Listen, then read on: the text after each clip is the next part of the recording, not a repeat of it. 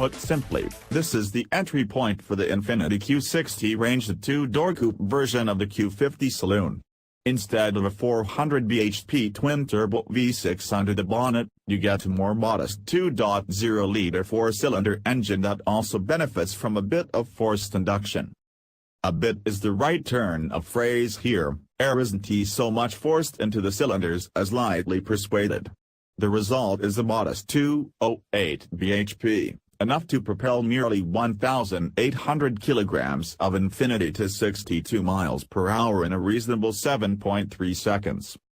The pricier V6 may get four-wheel drive as standard, but you have to be content with rear-wheel drive in the 2.0T. What you can have is Infiniti S drive-by-wire direct adaptive steering (DAS) system. This is standard on sport models and an £800 option on other variants. This has had its software tweaked in an attempt to improve feel and feedback over the same system in the Q50. Although there are no doubt a few of you wondering why there is no fleet-friendly diesel option, there are a number of advantages to having a petrol power plant. The first is refinement. The Q60 may sound pleasingly roarty when worked hard, but it fires up and cruises with virtually no vibration and a subdued noise. For general schlepping, you don't need to push the engine too hard to get the required level of thrust. If you want to go faster, then you need to explore the upper reaches of the rev range, something that brings us to our first problem, the gearbox. The 7-speed torque converter automatic is smooth in normal use but can be slow and clumsy when you flatten the throttle, pausing before it shuffles down a couple of ratios to get the engine spinning into the power band. If you're looking to pull off a finely timed overtaking maneuver, we'd advise manually selecting the cog you want. Given the unspectacular power-to-weight ratio, it's a surprise to feel the traction control stepping in regularly. Switch it off, or as off as you can, and you'll soon find that the rear of the Q60 can be persuaded to follow a very different line from the front, especially on winter tires and in damp conditions. Still, gathering the rear of the car up is easy enough, and if the angle gets too wild, the stability control steps in to tidy things up. The electronic steering's quick action even in comfort mode certainly helps. That doesn't mean there's no feedback. The steering still feels numb, with very little difference between the 7 modes, just a little more gloopy in weight as you move up the sporting scale.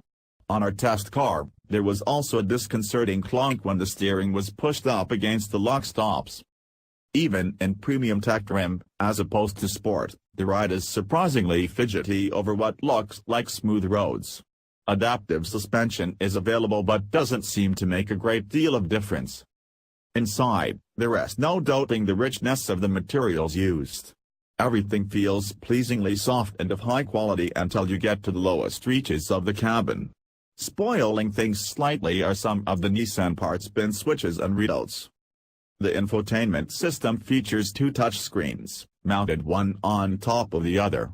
While it has plenty of app-based connectivity options, it is often sluggish to respond to commands and looks rather old-school. At least you get good old-fashioned buttons for the heater controls. As for the rear, legroom is good, but headroom is tight even for shorter individuals. If you're smitten with the looks, the Q60 is certainly worth considering. Apart from the somewhat jittery ride and numb steering, it has a decent enough steer that is quick and refined enough for the majority of situations.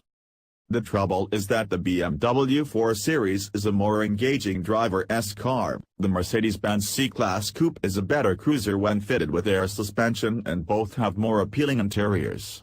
Factor in the lack of a low-emissions version and we fear the Q60 might be a rare sight on British roads.